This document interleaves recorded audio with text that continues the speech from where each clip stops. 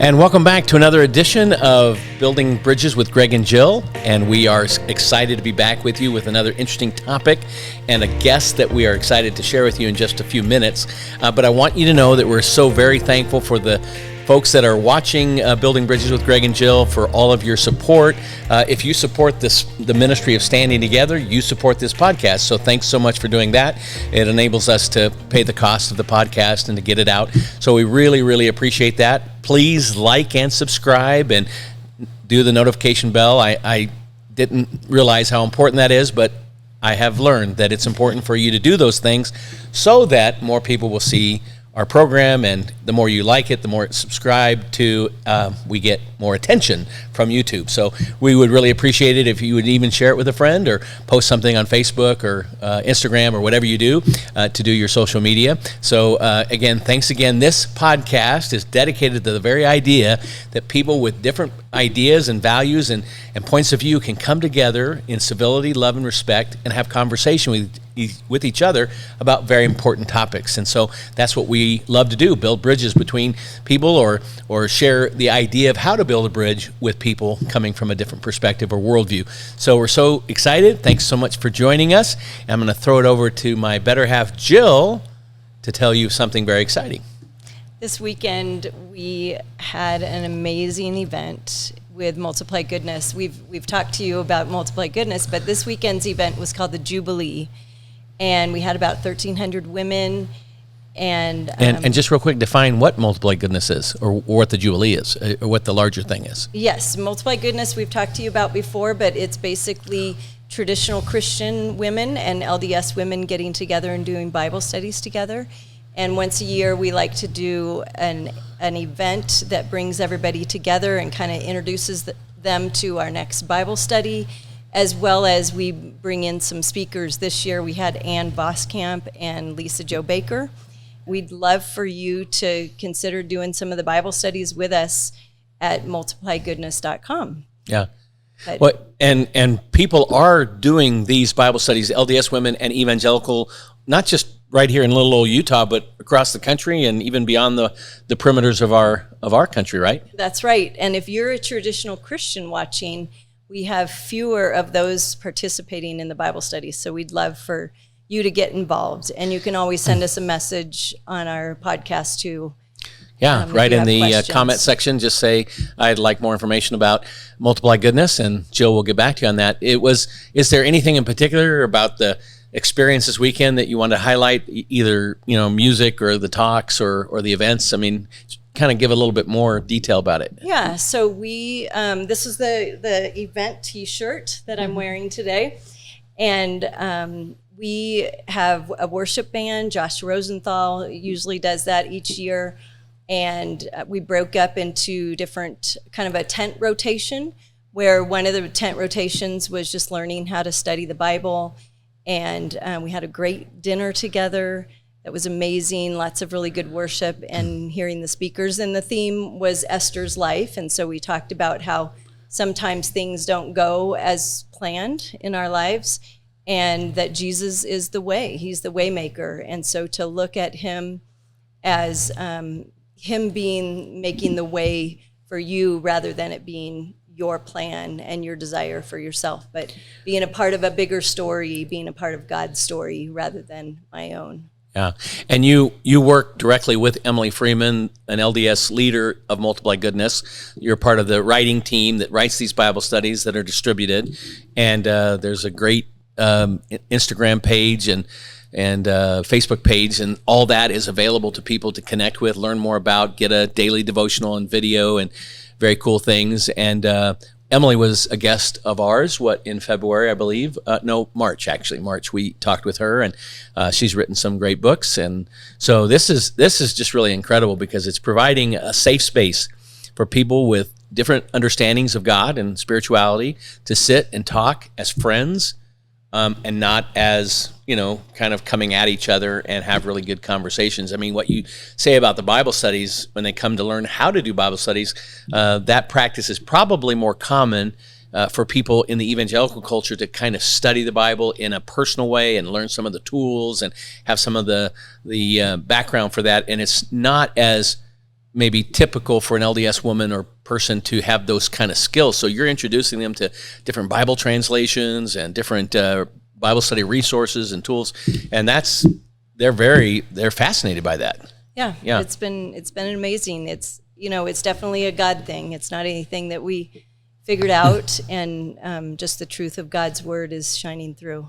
So. Amen. It's awesome. So again, by all means, let us know if you're interested in Multiply Goodness, either to be a part of a Bible study here in Utah or across the country. They have a website where you can find out the nearest Bible study to your location, and really, really worth your while. If you have a heart for the evangelical Latter-day Saint culture, relationship, interaction, this is a great way to enter into that as an LDS or evangelical woman. And we also had a fun event. We have a unity event that we call Worship every August, and we had to postpone it the last 2 years because of COVID, but we were back with number 16. We started in 2005, and we gather on the Capitol front lawn of our state capitol here in Utah and invite Christian churches to participate and be involved with the praise teams and the financial support and the promotion of it all. And we did have a little weather, but it didn't hamper things, and we were able to have a wonderful evening and wonderful gathering of unity, and just another part of the standing together effort to unite Christians, to unite evangelicals, to unite people of faith in an opportunity to worship and to understand who Jesus is through worship. And it's been a really wonderful, sweet time. So we had fun doing that as well. So then we should introduce our guest. We have a guest. We do. We have a special guest, a VIP guest. Yes, a VIP Very guest. important person guest. Susan Nelson is a new author of a very relevant topic, and I'm excited for us to get into this because there is so much going on today in the world that she addresses in her book in a way that is conversational, in a way that just kind of takes you on a journey. As I read through it, I felt like I was going on a journey with you. So welcome to our show. Thank you. I'm so honored to be here. I've watched other podcasts that you have done, and I'm humbled that I get to be part of this conversation. Well, it's always about Marco, our producer. He does it. He does AI stuff, and he makes us say things that we didn't even say. Oh, really? It's awesome. He makes us look really good. So. Why don't you show us your new book? And are we calling you Susan? Is it you prefer to be Susan? Gregory, you can call me Susie, and I'll call you Gregory. Most people do know me by Susie around here, but my given name is Susan, and my married name is Nelson.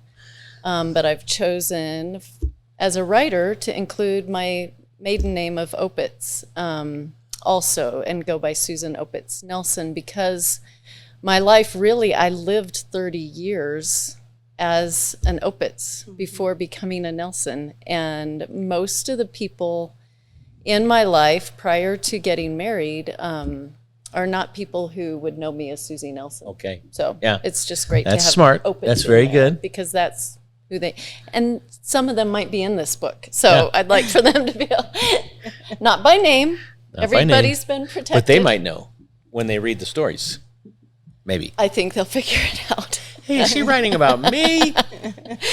And also, I have learned that even when I'm not writing about people, they have asked me if I actually specifically wrote about them in a section, and is it that telling? But no, it's not. It's not you. This is the book. It's called The Failure of God, and the subtitle is Honesty About Faith. And this beautiful cover was designed by my son, my 17-year-old son. And then there's a little peacock on the back that Mariah drew, my 21-year-old. So okay. Just so very you know. cool. A little. It's a very personal book. Yeah. It's a very personal book. Well, can I ask one question that Absolutely. should launch us into this important conversation? Obviously, the title is our starting place. The Failure of God. One might wonder what you're suggesting by that title, and it might be a little provocative to think, hey, I didn't think God was a failure or that he failed. So maybe you can explain the title and the perspective from which you chose to title your book. Absolutely. Yeah. I don't think I would have had the courage to title it this on my own. I'm not a very provocative person, as you guys know. I tend to stay away from provocation quite a bit. And so this was the working title for me. I started writing almost 6 years ago now. It'll be 6 years in December. And as I began writing, kind of discovering what had been happening in my life over the last 50 years, things were coming out on the page that kind of were congealing in one book. And my working title was The Failure of God.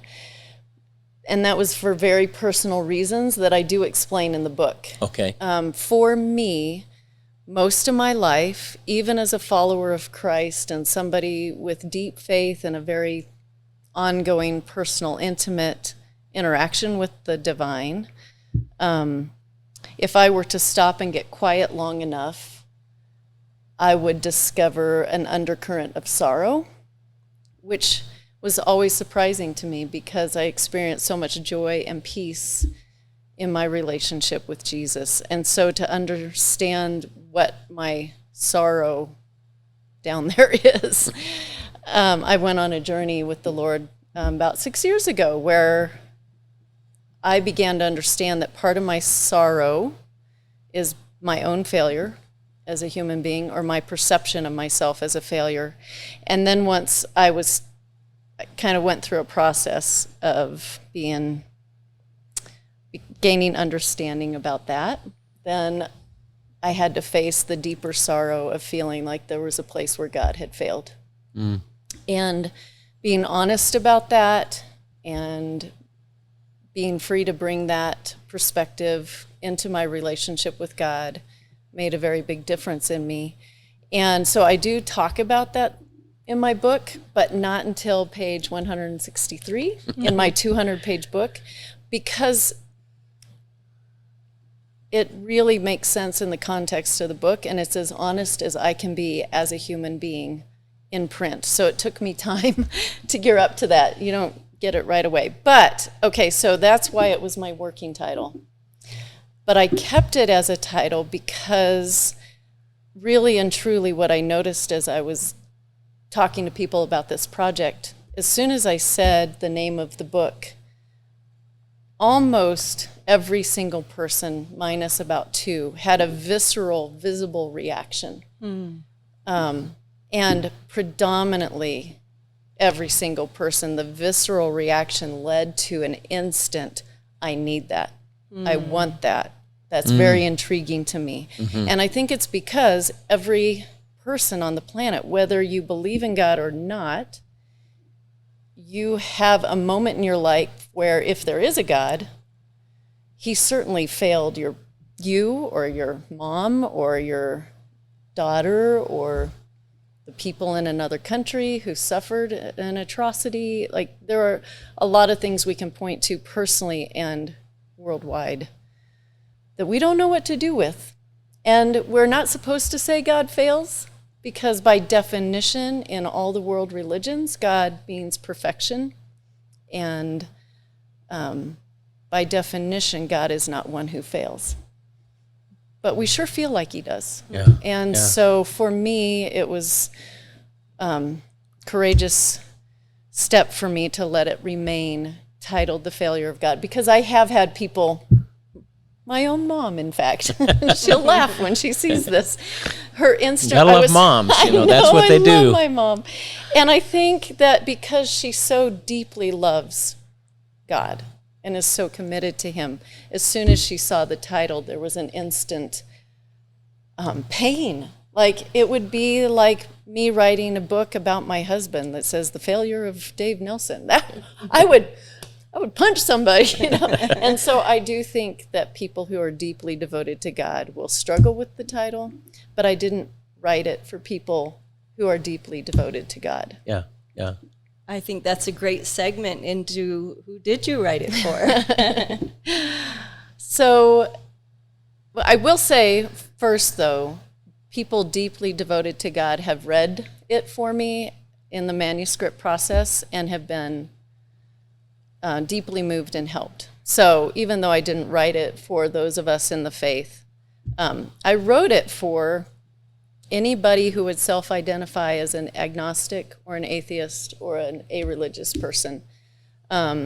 Most of my life, predominantly the people that I've been close to, that I spend a lot of time with, just tend to be people who don't identify with any religion. Either they grew up in a faith and have disowned it and said, yeah, that really didn't work for me, or they grew up in households where faith or religion just wasn't a topic of conversation. It wasn't even on the table as something relevant to their life.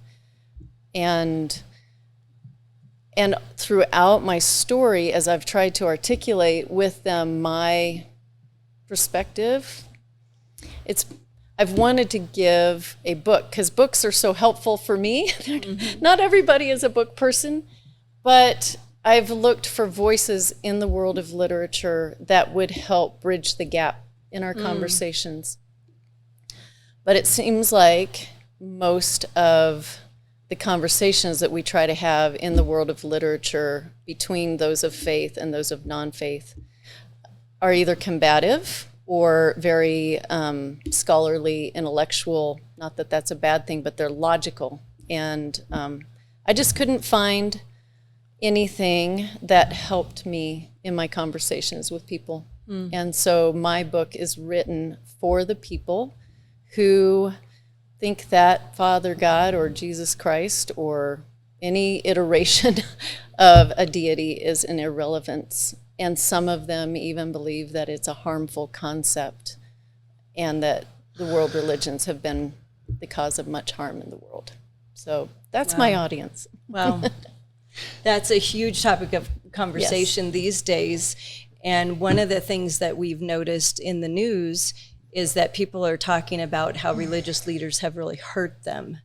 And sometimes what people do with that is just throw out God altogether and maybe feel like God has failed me, or they will just go in a completely different direction than they were raised, kind of blaming the church leaders per se, or the religious leaders. That's one of the things that you address in your book, and I'd love to just hear a snippet of, some of the things that you share of that journey, kind of in how to handle when we've been hurt by the church. Yes, I do. I can.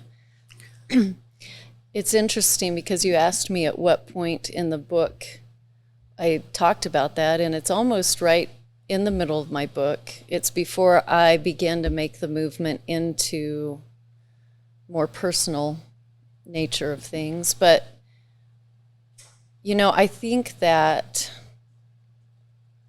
the pain that some of us may have experienced in the context of a faith community, whether it was from one person or we felt shunned by a whole group of people, there are so many ways that we can be hurt in that community, and all, very innocent and some not so innocent. And yes, those are the kinds of things that make the news, and it's atrocious what can happen in the name of God. So that conversation, though, for me takes place in the midst of kind of a greater reality that whether or not we experienced something in church or out of church, most of us respond to situations without even realizing it. We're making vows. Something happens, and internally, without us even saying it, we will say, I will never do that again. Done with that. And it's just a very natural human reaction. It's like when we're little children and we touch a hot stove, the old example, we learn, I will never touch the stove again. And I feel like we touch difficult things and we make vows. And so that's the context. I don't remember what you're asking me to say about that, though. No, what do you that's want me totally to say? fine. Just how either religious leaders or faith leaders or members of a faith community have disappointed us, and therefore we say God has failed us because I went to that church, I was under that teacher for a while, and he's a fraud or she's a fraud or whatever. Is that kind of where you were at? Yeah, and one of the things that you did say, and maybe this will jog your memory to the section I'm talking about, is you did say that when we become disillusioned with religion, at times that translates into our brain as a disillusionment with God. Right. Which is a sort of a separate question, because disillusionment with religion has much more to do with other things, not just being hurt in the religious community. Okay. But I do talk about that in my book, because I think that the existence of God and the presence of God in our world and in our life personally, whether or not that is a reality, it's a lot of pressure on a human being for us to expect the ultimate answers of the universe to hang on one person who was representing God to us. So we have a frustrating conversation, or we have a friend who talked behind our back, or, you know, for some of my friends, they grew up going to church every week and then started respecting people in the church, and next thing they knew, the pastor who they thought was a good person was sleeping with somebody not their wife, and a minor perhaps, or whatever, and automatically that carries a weight to it that can affect the rest of our life and our willingness to engage with God. Because if that is what someone who represents God would do or say, then I don't want to have anything to do with God. And we forget that it's the person, not necessarily what God would say or do in the situation. But again, to just talk about that like this in this context is very different than what I do in the book. I don't just say these things, and because I think we say a lot of good things, but it doesn't hit home. Well, that's one of the things that I really love about your book, is that it kind of takes you on this journey. We've talked before about kind of a scaffolding and how you're putting that up. And that's how I felt as I was reading through it, is I kind of started at one place at the beginning of the book. And by the time I ended it, it was like, wow, I didn't even realize we were going there. Yeah. But it's poetic. It is, it's relational. It's written in a way that I don't know that I've ever read anything that has been written that way. And I loved it. Thank you. I loved where you took me. I think that's why it's hard for me to talk about the book. This is a huge step for me to talk to you guys about this today, because talking about it puts us in this space where we're talking logically, we're having a conversation. The book is more after getting at the heart and moving us at a deeper place than we even realize. And so to just take something out of that context and talk about it is helpful and it's good, but it's not what happens in the book. So well, and I think knowing you and having the discussions about the direction of this book over the last months or so, what I get too is that your effort here is to reach into the broken world of an individual who either is angry about religious betrayal or disappointed or doesn't believe it's logical, or whatever brings them to the point of saying, I'm not really into the God thing. I'm not really into believing in Jesus. I don't really think that's necessary.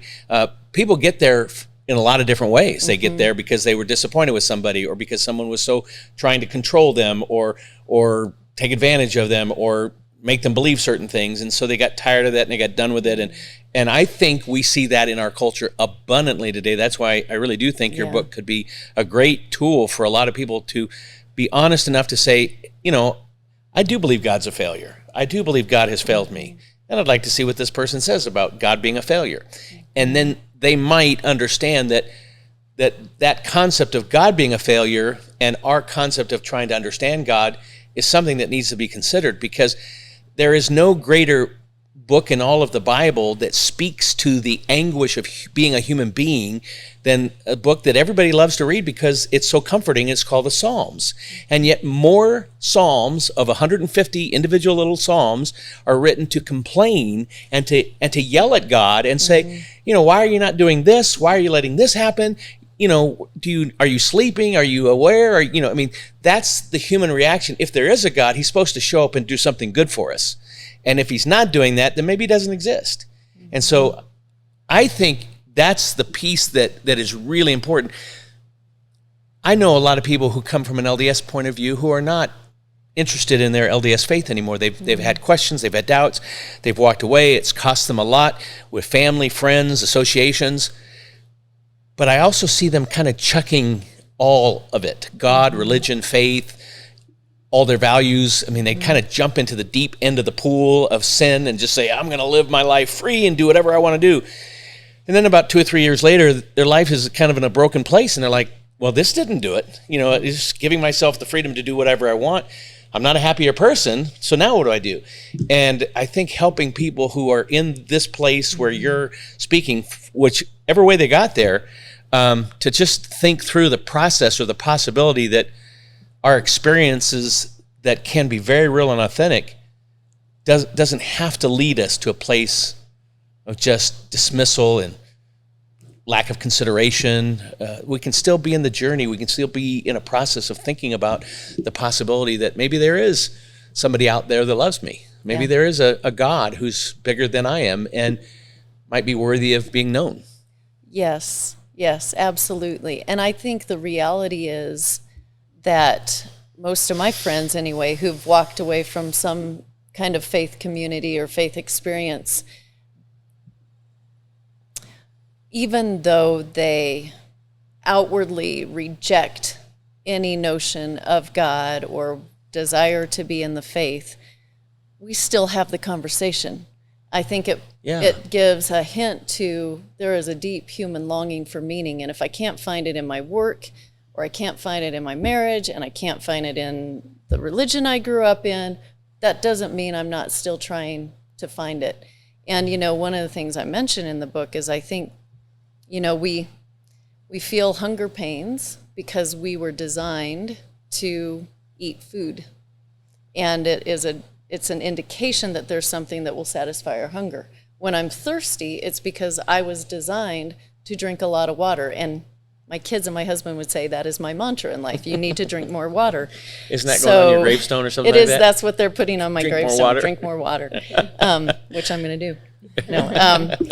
So what I believe is our search for meaning and our hunger for transcendence isn't indicative that we were made for transcendence and meaning, and that there is more to this life than the scientific answers that can come from the physical world. Yeah. And we all inherently know that, but when you've been hurt or when you've been raised in a context where there was nothing spoken of metaphysically or spiritually or relationally with God, then you can kind of dismiss that aspect of your inner longing and not think about it. I just think people don't think about it. But then we keep having the conversation because we are all human.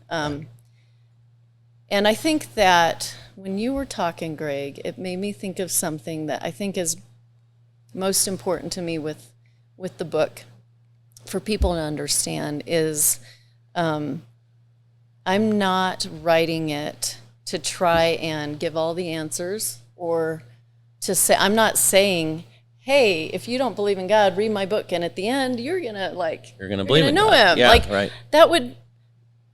I will tell you point blank, all of my friends who don't believe in God would never read that kind of book. Right. They're just like, right. That's not there's a reason they are yeah. in the space they're in, and they don't want to read. So that is not the point of this book. I am not, even though my heart's desire is for every human being, particular people in my life, to experience the love of God like I believe is possible for every single one of us. This book is different. And so my desire in the book is that if there ways that a person has been hurt and shut themselves off to the possibility of God, that they would, like you said, take a journey that by the time they finish the book, they would be thinking differently or feeling differently or more open to the possibility of God than they were when they started. That is a journey each person has to take on their own, and only the person themselves then can say yes to that process or no to that process. It is, yeah. Yeah. No, there's a lot more I could say about that, but I'll pause for a minute. See that's if you very want to good. That's very good, because I think I don't want to say anything in this interview that would misdirect your audience to understand the purpose and the point that you're going with, because that is really important, because people don't want to read something that supposedly sounds one way and then and get tricked almost into this a is bait all, and switch. Yeah, like, exactly. oh, you make me think you're talking about the failure of God, but really and so what I try to show in the book is I'm being honest about what I believe. Yeah. I tell my story in here eventually, but I'm also being honest about the questions. I'm also being honest about I really understand and have taken some deep dives into a philosophy of the world without the existence of a God. And I have read things, I've had conversations, and I get it. Mm-hmm. Like, I really get it. And I want to give my friends who are agnostics and atheists and a-religious and even people of different religions from me, a book that they can read where they feel like they're honored and they're not dismissed as stupid or how can you not believe this or whatever. Right. They That's are excellent. Respected for their opinions, and also then the way it's conversational is I respect this. Here's my experience in this. Here's what happened to me. I don't know what to do with that, but that is part of the reality of this conversation. So very cool. I think one of the things that is pertinent to this too is in the event this weekend when Grace Freeman was asked, what do Gen Zers need from us? Who is Grace? Grace is Emily Freeman's daughter. Okay. And she was interviewed on stage. And she said that, we don't want to be told what God is saying, but we want to be given the tools to be able to hear from God ourselves. Mm-hmm. I think of that. I also think of how Jesus responded to people when they asked him direct questions. He didn't always just give a direct answer. Mm-hmm. He would sometimes give a question in return, or he would tell a parable. And I think your writing is very similar to that. You're not, like you said, it's not a logical, this is the way things are.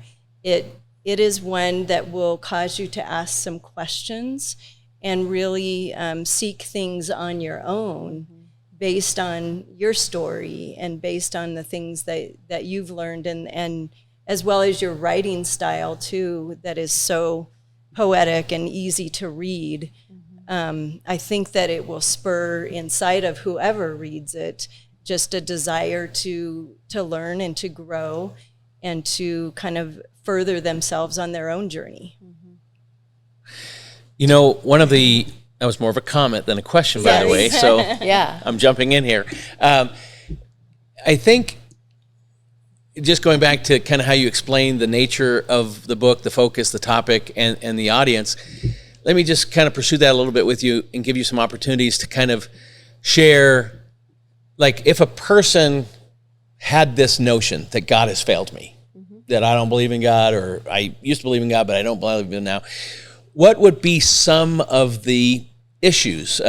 Certainly, like, we always hear that the problem of evil, if God is good, why does he let bad things happen? Or why doesn't he save me? Or why doesn't he make my life better? And therefore, if he's not doing that, he must not exist, or he must not be a good God, or he doesn't care about me. So who are some of the people that if you could put this in their hands, you'd say, I'd love for you to read this. I think it speaks to whatever you might be dealing with. What are some of the things that maybe a listener could be gravitated to say, maybe I'll read that, because That's something I think, or that's something I wonder about. Yeah. Good question. I think that there are many books left for me to write about other things that hinder our knowledge of God or our belief in Him. But the predominant one in this book in particular is the problem of evil and suffering. Okay, all right. And there are other things I deal with, but, throughout the history of literature and writing, there has continued to be a dialogue about if there is a God, He must be good by definition, and so much non-good happens in the world that He has the power to stop and does not. So what is that? Either He doesn't exist or He exists and He's mean, because it feels really mean. And I deal with that in the book. I talk about how meaninglessness is an easier thing to accept than a mean God. Yeah. Oh, and that's good. people rightly reject concepts of a mean God. Because if our perception of God is less than good, if we perceive God in a way, or somebody's taught us about God in a way that we know isn't even as good as our mom or our dad, why would we want a God? There is a lot that makes sense to me in the rejection of the representations of God. But then I go on to talk about meaninglessness. I think that a meaningless world also doesn't make sense, and it's not livable. Talk a lot about what if the world is just what the scientists reveal. There's no actual soul that exists. There's no ultimate reality beyond the universe. A lot of my friends believe that the universe is kind of this power or this ultimate reality, the universe itself. So I am subject to the universe. It's easier to talk about a universe that makes a difference in our lives than a God who makes a difference, because God who didn't stop the rape is not a God that I want to know. Yeah. And I get that. And so I do too. I really try to offer a space in this book where we can be honest about that. I don't give all the answers, but I'm also not an anti-intellectual. And so I do offer some reasoning that's been helpful to me as I've been reading books ad nauseum my whole life about this topic. Yeah. So Excellent. does that help? Yeah, no, I was just going to say, I think there is no doubt that there is no greater argument against a belief in God, a belief in the idea of God, than evil, because the world is full of evil. I mean, there's all kinds of things that we can look to: world wars, genocide, rape, pillaging, murder, injustice to children.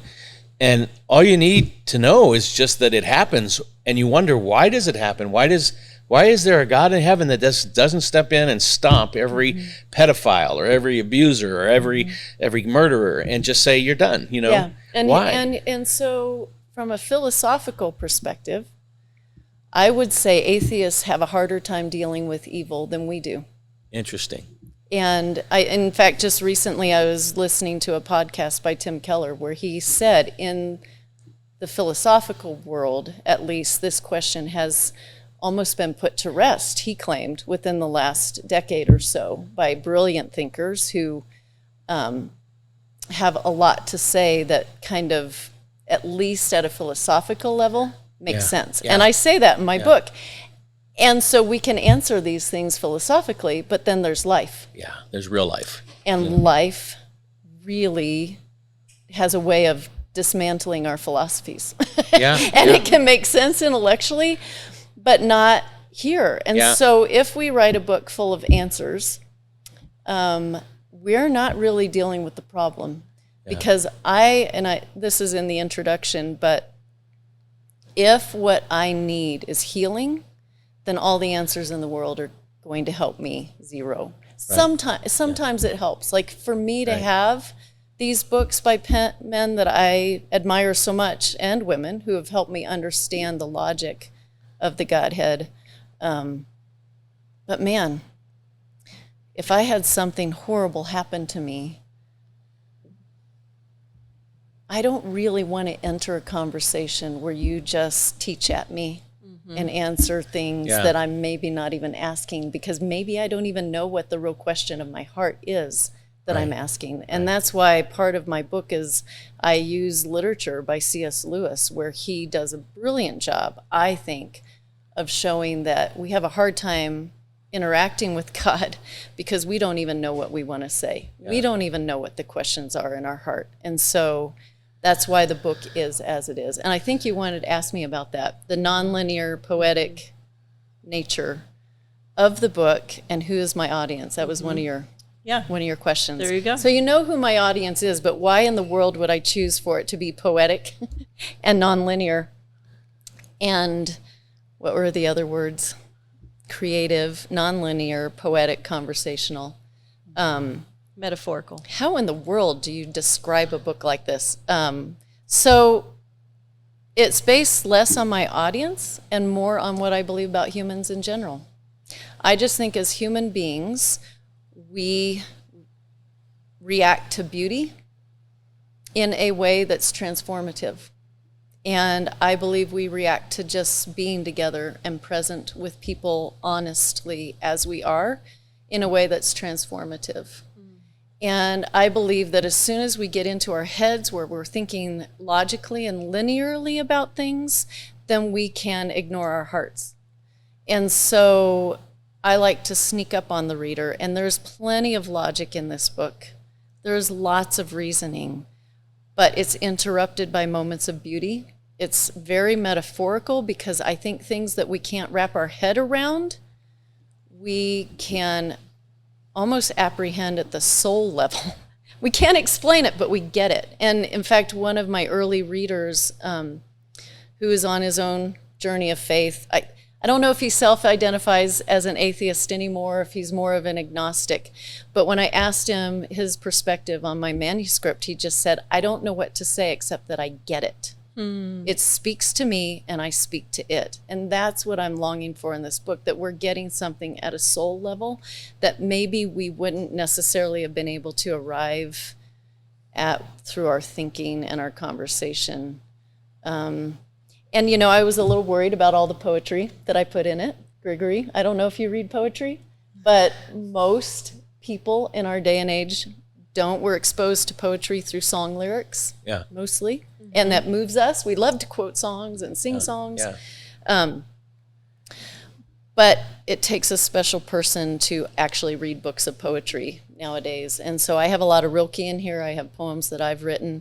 So I was nervous about that. And so as I was writing this, I had 3 readers that I chose to kind of give me feedback. One of them was my then 20-year-old daughter, who's very poetic and very creative, and you would expect to respond to stuff like this, but she is also steeped in a culture of relationships with people who have not just dismissed God, but been incredibly vocal about how irrelevant God is and how damaging religion is to the world.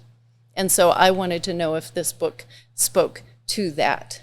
And she was very positive and is excited to finally give it to all of her friends who have been vocal like that and have conversations with them.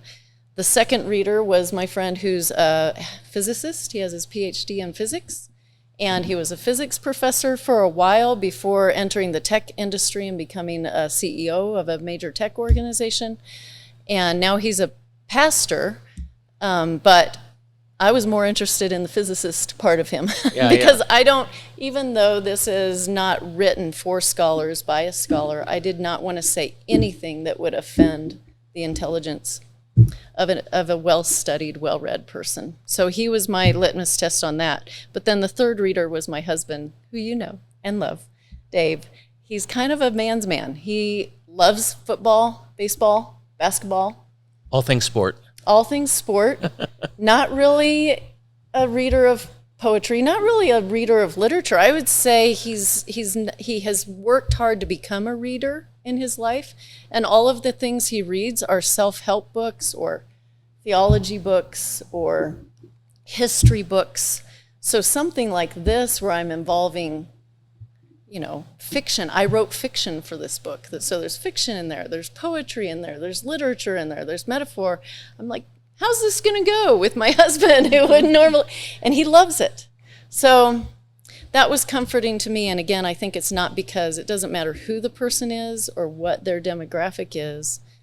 It's because we're all wired the same way. We all respond to beauty and presence and honesty and metaphor in a way that kind of gets around our head without offending it, I hope. Yeah. That's powerful. There's that concept that I think you're kind of straddling well, that the heart cannot embrace what the mind cannot comprehend, nor can the heart accept what the brain can't defend. So we are both heart and mind. We are intellect and we are emotion, and we have to come to the table of understanding, or to the idea of what do I believe about this world and where it came, how it came here, and what my role is here. So that very concept of heart and head, emotions and intellect, are so relevant to this question of theodicy. The Greeks use the word theodicy to say, is God just? It is theos being God, and the second part of that word kind of focusing on God's justice, because that's ultimately what people say. God's not just. He lets the bad people do bad things, and the good people don't, are oppressed, and da-da-da-da. So on that part of it, where the heart and the emotion, some people will come to this book and say, I think God is an intellectual failure. It makes no sense to believe in God for X, Y reason. Others might come to your book and say, I don't really think about that part of it. I think just about my own experience, and it doesn't seem relevant. My father came to faith in Christ in 1997 at the age of 66. I did not know him as a young child. I found out who he was later in my teen years, and developed a kind of relationship with him that was always awkward, because here I was, a Christian. Not only that, but I wanted to go into ministry, be a pastor, and serve God in Utah. And the stories that he would respond to me in many of my high school, college, seminary, and early days here in Utah were like, hey, just so you know, it's not like I don't believe in God. He just doesn't like me, and I don't care much for him either. So he had this kind of concept that there is probably a God. Yeah, and but he doesn't want to have anything to do with me. He's a jerk. Yeah. He's a jerk to me, and therefore I have no interest in him. And we would talk about that. There was this one very graphic moment when I was finishing up college, and he was at my graduation, and I asked him for some financial assistance, and he said, it's not a problem for me to give you money, but it's a problem for me to give you money, because I know whose side you're on. And basically, when I give you money, I'm giving him money. I go, who's him? He goes, God, because you're on team God and I'm not. And so if I help you out, I'm helping out him, and I don't want to do that. And God gave me these words. They were very sober. They were not said in jest or a joke. I just said, my personal opinion of that is that I don't think that I am some cosmic joke that you had a child out of wedlock and didn't know for many years, and somehow I'm a God guy to just try to, mess with your mind, because God's, got this little knife in your back, and he's making your life miserable by having your only child be a God believer, And he thought about that, and in over time, in a very critical crisis moment in his life, he called me and said, do you think God can help me? And I said, only if you believe in him. And so we had a conversation, and he basically began to consider that possibility. So I think that approach to heart and head, people are going to pick up your book for different reasons. Would you say that's fair? Yes. Okay. Yeah. Yeah. And you want them to pick it up for different reasons. Yeah, I think the number of reasons that people will pick up this book is the number of reasons there are people in the world. Like every one of us is going to pick it up, like, for a different reason. It might be people are going to pick it up because they hate the title. People will pick it up because they love the title, and they think Christians and Muslims and Jews and Mormons are all a bunch of bunk. And they just want to see if somebody's honest about things in a way that they appreciate, you know. And some people will pick up the book because they love God with all their heart, but they are not free. Are we running out of time? No. You didn't notice that I was I'm doing looking at you, and you're tapping your watch, Greg Johnson. I was checking with our all-wise producer to see where we were. Okay, one more You thing can on take that this. part out, Marco, if you want. One more thing on this head and the heart. I wrote about this in something that didn't end up making it in the book, but to me it's a pretty solid image in my mind for those of us who might read the book who do have faith in God. I think that if you picture a vessel at sea, a big one of those ancient sea boats that had sails, if you imagine faith as being that which fills the sail, and so the sail is set, it's full of the wind, I'm moving with my faith through life, charging ahead through the waters, I'm thinking right things, I'm seeking God, but somewhere in the hull, I have sprung a leak. And I'm taking on water. And my journey through life is getting heavier and harder. And if I don't deal with that, I won't long be able to follow or move forward. And many of us sink because we hide, we stuff down, we don't feel the freedom to talk about the things that hurt us. And so eventually, we don't even realize that we've chosen to leave the faith. We just get to a point, middle life, end of life, where it seems a lot less relevant to our lives than it did in our younger years. And we didn't realize that we got there not because it is irrelevant, but because the pain was too great and we didn't want to go there. And we didn't know how to go there, and we didn't feel the freedom to go there. And so I think this book is also for those of us who have slowly departed the faith, not out of anger or not out of any explicit thing that we would vocalize against God, but simply out of a drifting. Yeah. One of the things that you mentioned that I think might be relevant to our audience is religious activity, and how sometimes that we can find meaning in that without really having hope or divinity.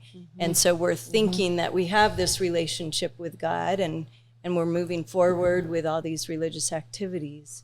But in fact, it's the religious activities that we are finding meaning in, and not necessarily God. How do we distinguish between having a relationship with God and just doing religious activities because that's what we've always done? That's a really good question. And there are many answers to that.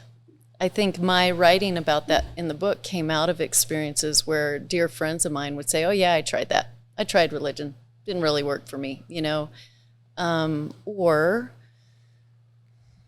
people being longtime members of certain faiths and certain churches, just walking away from it because somebody let them down. And so I think we find meaning in religious activity because we're made a certain way.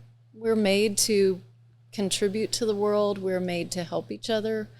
I think to be human is to be aware of people around us and our surroundings, and I think it gives us life to acknowledge people and things outside of ourselves and to give ourselves to something greater. And so I think we can be in the context of a religion. And when I say religion, I think I'm using it the way that most people in the world use it. You have the Judaism and the Muslim and the Christian, there are lots of ways to use that word, but I think I use it in the context of a system of faith. So if I'm in a system of faith, every system of faith has different ways of praying or different ways of meeting together to worship or worshiping in your own home, whether you're on your knees in your home or you have an idol on the mantle that is one of the gods of Hinduism. There's just different ways we worship. There's different things we engage in, and we can do those and feel that the ritual keeps us grounded. I think we can go to church on Sundays or go to the mosque or something and feel like we belong. we have a place. It provides some meaning to our existence. I think we thrive on having a tribe, being together, having a place, having a purpose. Like if I show up to church and I get to be the one to set up the chairs every Sunday, that gives me a purpose. And if I'm a very insecure, shy person, which I generally am, having a purpose is a great thing. And so we do find meaning in 100 different ways. But what I think is that we can, if we don't know any better, if we're not encouraged differently, we can assume that that is all it's about.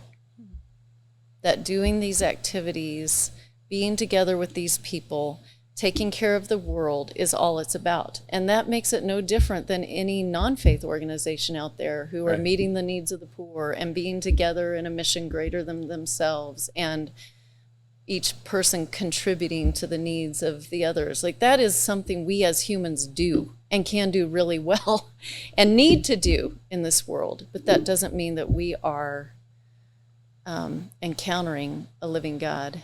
And so how to discern between, am I just going through these motions, or am I encountering the living God? Am I a person of faith? That's a very complicated question. And maybe I'm pushing you to do what the very thing you did not want to do in the book. I think that what I'm trusting is that the one who is and was and is to come, the one who is the great God that I believe in, will make himself known. Yeah. And I think that so many of us in the faith community, we're just doing the things. We were just showing up. Parents were making us come. We're sitting in the pews. This is what we do every Sunday. And one day we had an encounter we couldn't explain. And God showed up in the midst of that. And so it's not necessarily bad to be there, to be present, to be involved, to be engaged, even before and without knowing God. But we do a disservice to God if we mistake those activities and those people for him. Yeah. I think that's a great place. I think it is. And I just want to say to our audience, the Building Bridges with Greg and Jill audience, if you know somebody who thinks God is a failure, has failed them, or if you know somebody who just feels like the very concept of God is a failure, like that doesn't even exist, we want to encourage you to be a bridge builder. We want to encourage you to consider maybe getting this book for them, reading it yourself as a kind of a first step, just to make sure you know what you're handing off to somebody, and then maybe sharing it with somebody in that context to see what they think. And it's so easy to be able to say, hey, not trying to sell you on anything. I'm not trying to make you make a decision on anything, but I was just wondering what you thought about this. It kind of speaks to issues that you and I have had conversations about, whether or not God is real or not real or whatever. And I think you could do that fairly naturally with a book like this. So again, whether or not God, the concept of God. And I always say, Susie, that every single person, atheist, agnostic, most religious person in the world, we all have one thing in common, and it's called a worldview. Everybody has one. And if you think you don't have a worldview, that's your worldview, that there is no worldview. So that by itself is, by definition, a view of the world, how you see life, death, living, emotions, relationships, conflicts. We have a way that we seek to understand and navigate life, and that's a worldview. So some people have a theistic worldview where they believe there's a divine being that helps them along. Some people have a non-theistic position which says, I don't believe in a God. I believe I'm the captain of my own ship and the destiny of my own fate. So our hope would be that you would be a bridge builder, and that's what this program's always about, is trying to help you to look for ways to connect with other people and to have those kind of conversations that count, find common ground, find ways to respect, love, and honor one another. Now, one last thing, to those of you who might have stumbled upon this podcast and you're one of those who feel God has failed, I would like to invite you to consider checking out this book. And this book can be gotten where most easily? Where could somebody, just Amazon.com? That's the only place it's available. Okay. I self-published Okay. through Kindle Direct Press. So on the Amazon page, you can look under agnosticism, but there's so many hundreds and thousands We'll of put a books. link in our Yeah. comment section. But you basically go to Amazon.com and write in Failure of God. Failure The Failure of God, Honesty About Faith. And even when you type that in, you will get a lot of other books. I'm Wow. just saying. So Okay. scroll down until you see Find the right the one. book by because Susan they'll try to get Opitz you to buy Nelson. lots of others that I will say, when I search The Failure of God, Honesty About Faith, I get a lot of books written from Christians to try to persuade people toward the faith. And it's just interesting to me because I so don't want this to be something that only people in the Christian community are comfortable with. Right.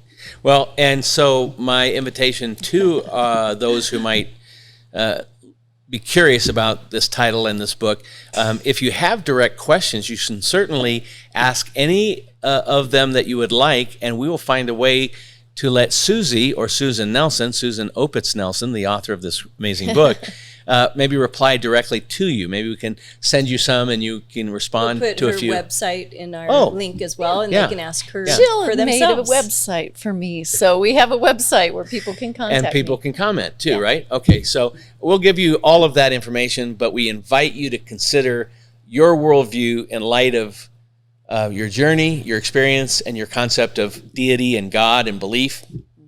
It'd be a great thing to do. I have conversations with people. I say, the hardest thing about this whole thing is a lot of times religion is an argument. I'm right and you're wrong and I'm right. And I just kind of think of it as saying, if there is a God or something like God or something beyond this thing called life, and you die and you stand in front of this being, this divine presence or whatever it could be, and that God had some hope for me to live my life a certain way, I think it would be incredibly relevant to at least spend some time occasionally in life thinking about that possibility, and as opposed to letting our anger, letting our disbelief, letting our hostility maybe, or just our complacency stop us from doing that. Because if there's a possibility, it certainly should be thought about a little bit. So give yourself a break and think about this a little bit, because if there's something beyond the great beyond, I certainly would like to know about it. I think that would be an intellectually honest statement to say, if there's a God, yeah, I'd like to know who or it is, who she, he, or it is. And if there's something about God that would be helpful to my life, maybe I would like to know that too. So maybe not, maybe so. So it's worthy of consideration. Yeah. Thank you. Yeah. Okay, so we want to remind you, thank you so much for supporting our podcast, Building Bridges with Greg and Jill. We bring it to you every month. The first Thursday of the month we release, and you watch and share and like and comment on the messages of our different podcasts. So we really, really appreciate your effort to do that for us, and we want to continue to be a light for that kind of building bridges, conversations, dialogues, not debates, conversations, not contentions, philosophy that we so need in a world and a nation that seems so divided over philosophies and ideas these days. We can do it better, and you and I can be the individuals, all of us can be, to try to strike that chord of conversation and not contention. So have a great month. We'll see you next month for another episode of Building Bridges with Greg and Jill. Thanks so much for listening.